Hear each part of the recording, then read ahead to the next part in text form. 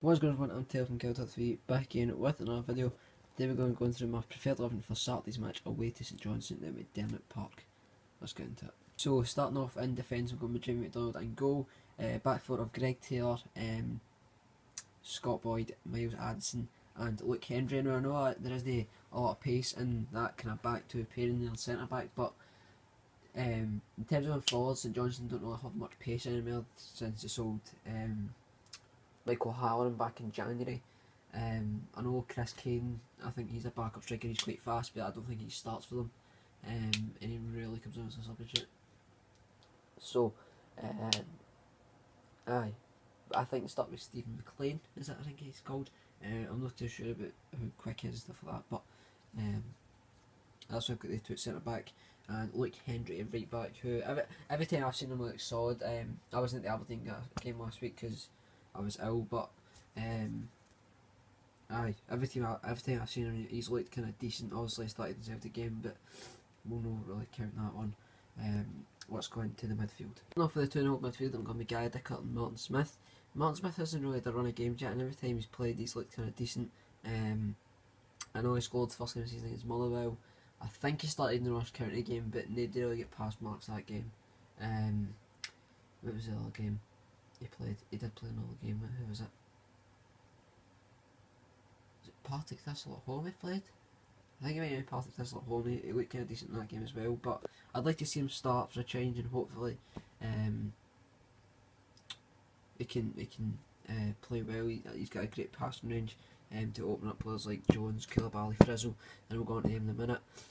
Gary Dicker, apparently last week against Aberdeen he was really poor. For the highlights that I've seen, like just the whole midfield in general was getting caught up so easy because they had players like say they were playing this, they had Hayes, Madison and McGinn, and they were just cutting open their midfield and defence so easily, so we need to try and eradicate that, especially for teams against teams like St Johnstone and Inverness, who have got in the next two fixtures. Into the three behind the striker, we've got Killie on the left.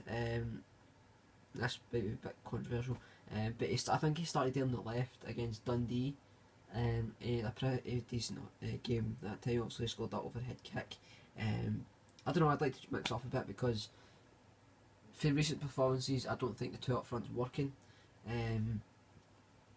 But also it is because they've got a great partnership between them. But they're only really getting the service required in the recent games. So I've went in a kind of more how could you say, compact midfield compared to just the four across. They can turn into a five if they're defending or whatever. So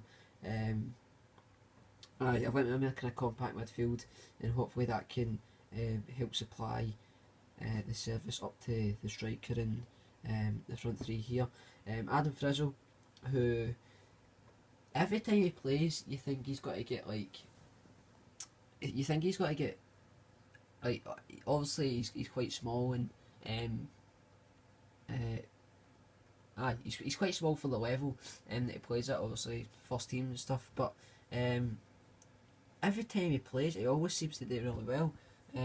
You always think he's got to get out muscled in situations, and he seems to get by players, so I say same as Martin Smith. I'd like to see him get a run of games and hopefully he can play well and potentially be one of the kind of hidden gems of the season, if you like. Out in the right we got Jonathan Ross. Out in the right we've got with Jordan Jones, who hasn't started at all really this season. He played well against Hamilton, and then did he start the week? Did he start the Ross County game away? I think he did, and he played really well that game. But as I know, I said the team that day, nobody in the team really get pass marks, but I thought he would have been, if he had to pick a man of the match, the team would probably been Jordan Jones. And I don't know why he isn't getting a start. Maybe it's his attitude and training and stuff like that. I'm not entirely sure, but he every time he's played, he's caused defensive problems, and he always likes taking players on, which is a positive thing, onto the striker. Yes, you probably guessed right. It's Chris Boyd. Hasn't scored in the last couple of games. It was last. Who did we play before Celtic? I'm not entirely sure who it was before we played Celtic, but Partick Thistle, that's who it was. Was it Partick Thistle? I think it was. And he scored that game, obviously. So hopefully this can be the week that he gets his, he can get back on form scoring the goals. In terms of playing two up front, could potentially, like, if I don't know if we could change the kind of what's the word, game plan throughout the game. You could play Killie up there, so we've got the two up top, and then you could have they two get it right, so we turn into a 4-4-2. But to start off, I'd like to see it be a 4-2-3-1 and more kind of compact midfield. Because if you think it, like, these two don't know a track back, or if they play two up front, that looks like a banana. I don't know why, it just does. Anyway, right, so if they've played two up front, these two don't know a track back, which allows their wing backs to bomb forward, and our wingers are the way the best at tracking full backs, which allows their full backs to bomb forward, which means they've got the two up top there, the two at the back, sorry, with the centre backs, and then it's pretty much turning into a 2-4-4, and also their overlaps and stuff turning into 2s on 1s into the box goal. So I'd like to see it more kind of compact, see how that works. But aye, this is my preferred 11 for Saturday's match away at St Johnstone. I'll be there looking for the match to experience, and I'll see you in the next video. Cheerio.